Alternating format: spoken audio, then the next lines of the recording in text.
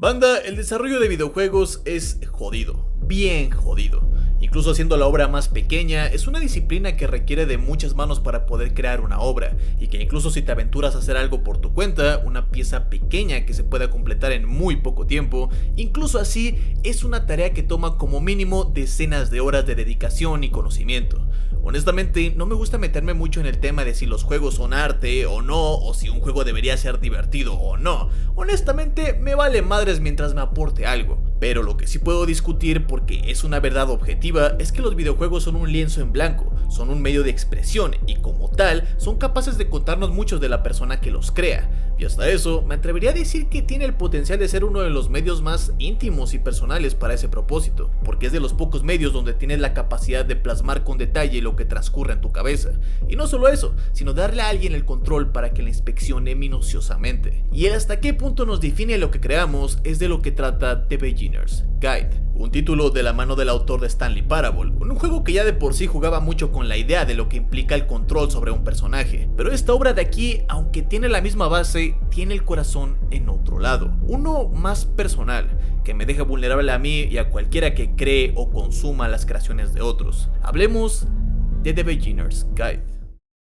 Pero antes de seguir, sepan que este video está patrocinado por World of Warships, un juego de batallas navales para PC completamente gratuito que sé que a más de uno de ustedes le encantará. Quiero decir, con sus escenarios enormes y batallas navales de 12 contra 12, podrás conquistar los océanos a bordo de todo tipo de barcos, portaaviones, cruceros, acorazados, incluso si eres más de profundidades, aquí tenemos hasta submarinos. Y ya sea que juegues con tus amigos o andes de lobo solitario, encontrarás un modo para ti.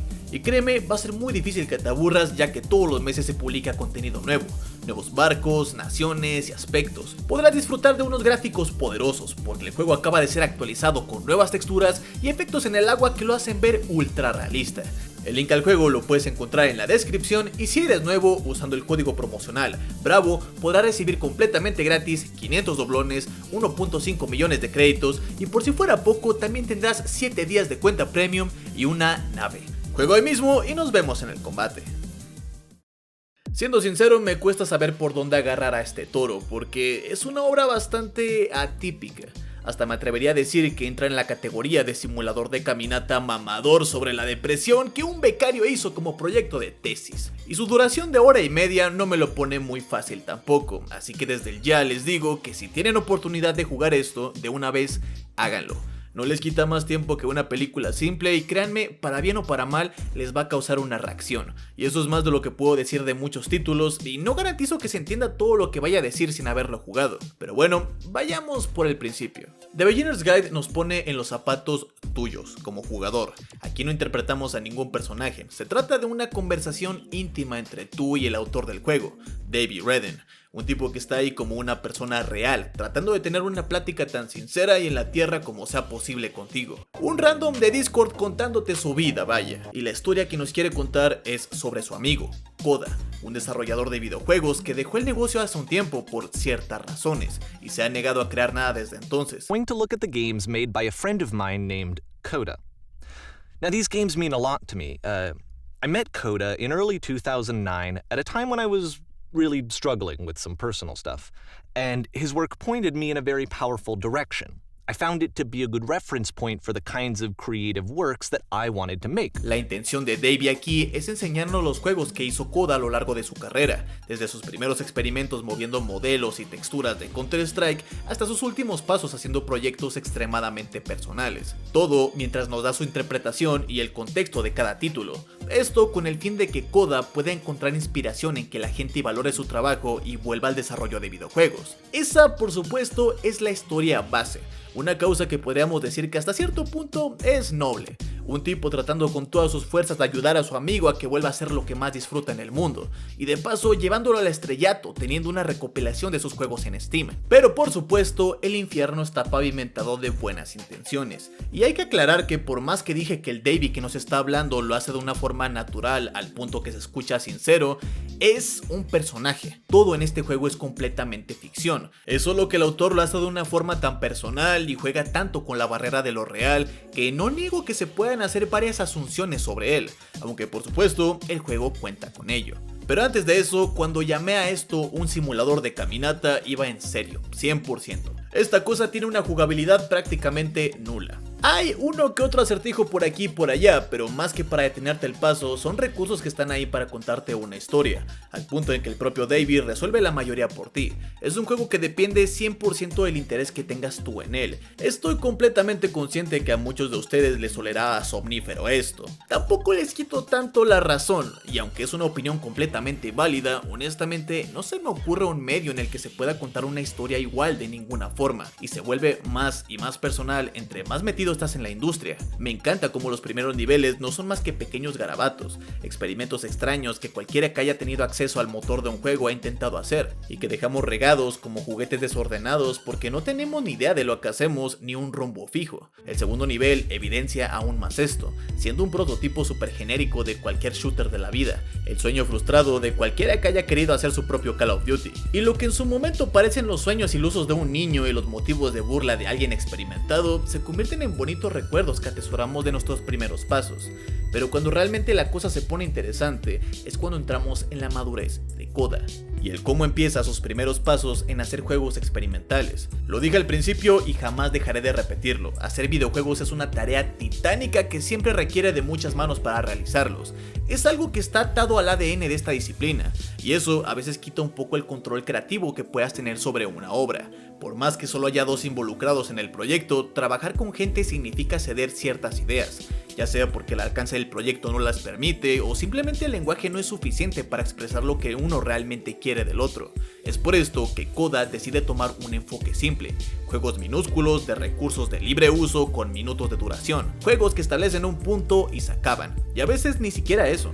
Un juego donde solo puedes caminar hacia atrás para reflejar el cómo tu futuro te elude. Un juego simple de limpiar una casa como método de terapia, o un juego donde atraviesas una escalera que normalmente sería imposible de terminar, pero que tras de sí esconde montones de ideas para proyectos que no quiere que nadie más toque. Y mientras atravesamos The Beginner's Guide, vemos cómo con cada proyecto, Koda va evolucionando en su interpretación de las cosas, trabajando cada vez más en proyectos abstractos que rozan lo injugables.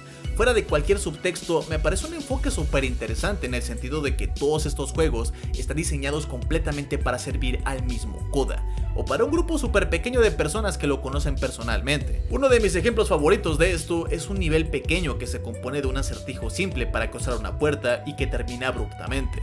Pero detrás de esas paredes que nosotros como jugadores no podemos cruzar, se esconden cientos de cuartos, modelos y laberintos que están fuera de nuestro alcance. Todo un esfuerzo gigantesco que sirve solo para la satisfacción de Koda y no tenemos forma de alcanzarlo. El propio Davey menciona las cientos de discusiones que solía tener con Koda acerca de esto, sobre el cómo un juego debería pensar primero en el jugador, sobre cómo debería ser una experiencia cohesiva que le aportara algo a la persona detrás de la pantalla. Pero para la visión de Koda es más personal. El juego es su creación, su desquite, le sirve a él y solo a él. Sin embargo, con el tiempo, Koda se va desgastando.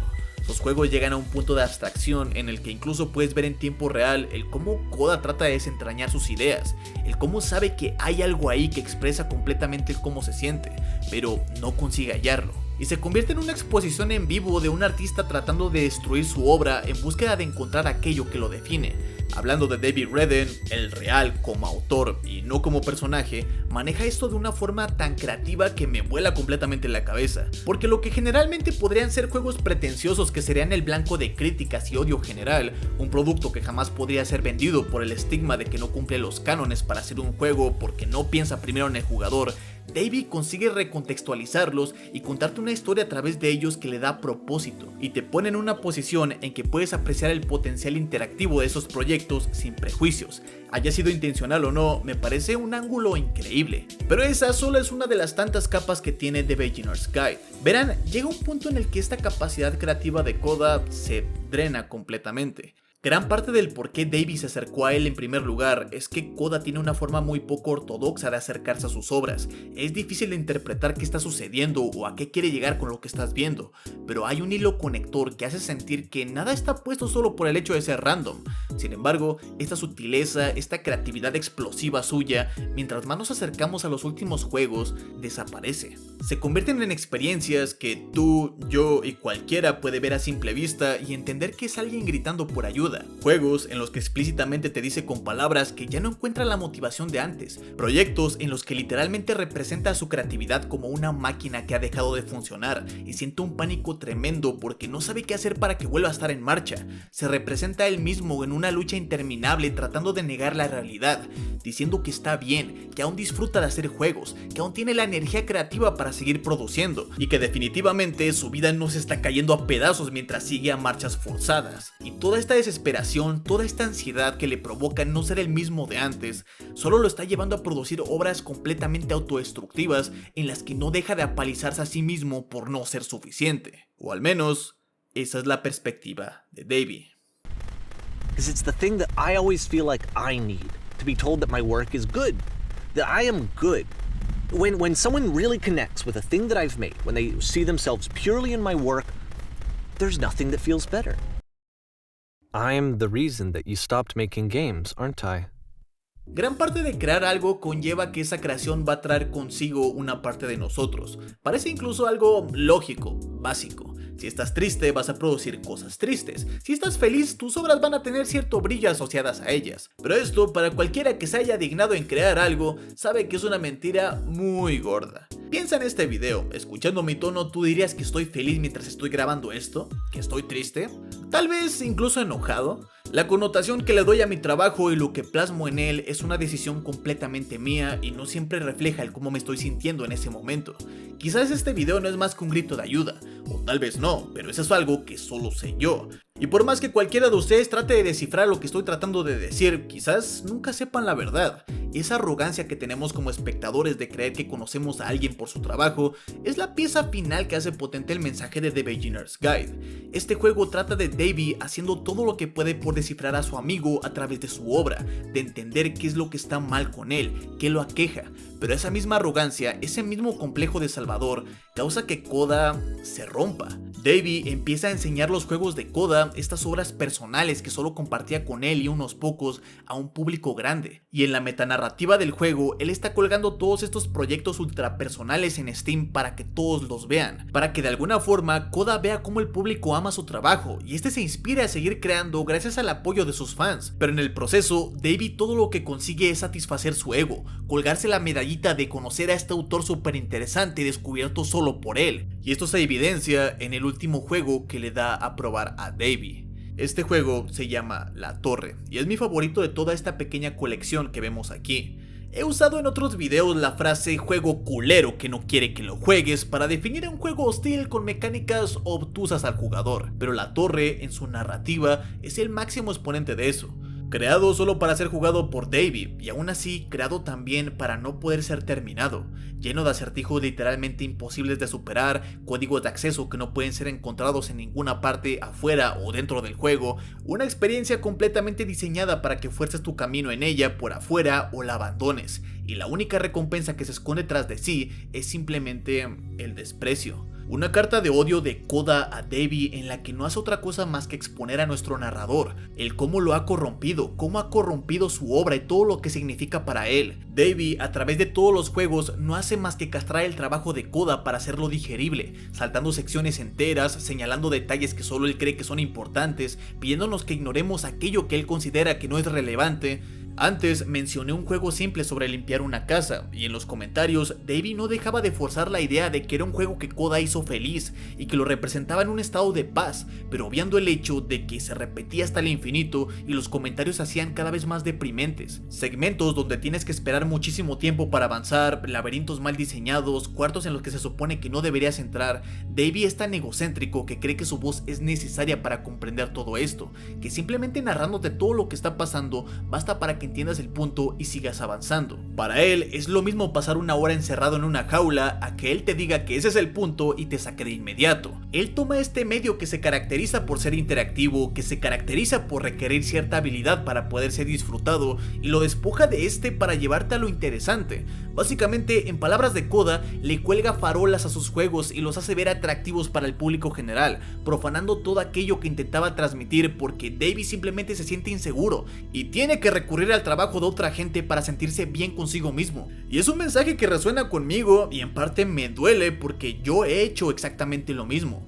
Mierda, lo estoy haciendo justo ahora. YouTube es un lugar que te obliga a usar estas farolas porque quieres que más gente se entere de que existen estas obras tan maravillosas. Y no hay otra forma de hacerlo. Por más que insista en que mucho de este contenido solo lo puedes entender realmente con un control en tus manos y los anime a que jueguen, sé que a veces no es posible y solo puedo acercarlos a estas experiencias tan buenas de la única forma en que sé. Y solo puedo preguntarme si es lo correcto, si solo estoy consumiendo estas obras como un caníbal y las estoy despedazando peor de lo que una videoreacción lo haría, pero sin encontrar una respuesta. Es duro, es difícil de asimilar, y no estoy diciendo que el juego me esté atacando a mí o a los reseñadores o a cualquier trabajo de divulgación o análisis, simplemente es una obra que reflexiona sobre ello y sus implicaciones.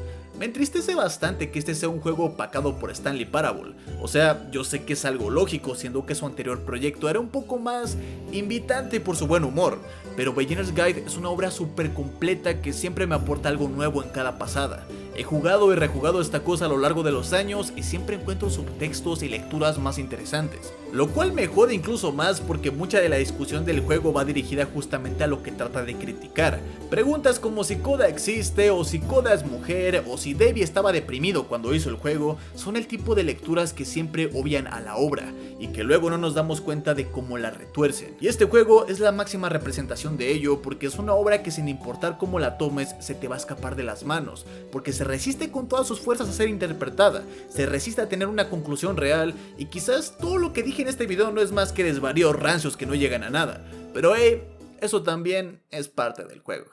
Pero bueno, eso fue todo por mi parte. Antes de irme, le quiero agradecer a los miembros del canal que mantienen este proyecto a flote y evitan que me muera de hambre, especialmente a Alfa Taurina, Alexander Z, Juliano, Mayojo, Argenis Morales, Tapper, Alejandro Salas, Loki Chris, Drogodogo, Alfa Rojo, Axel the Gamer 666, Kushti, Lex Abriel, JJ Ank 0912 y Manuel Romo. Si tú también quieres apoyar con $1 o 2, puedes hacerlo con la opción miembros de acá abajo. De nuevo, muchísimas gracias. Y también gracias a World of Warships por patrocinar el video de hoy. Recuerden que pueden descargarlo completamente gratis para PC usando el link de abajo. Igual, recuerda que puedes seguirme en Twitter, unirte al Discord, darle a like o suscribirte. Cualquier cosa me ayuda demasiado. Todo opcional. Ya saben que solo viendo el contenido me apoyan muchísimo. Yo soy Rando y nos veremos en el próximo video.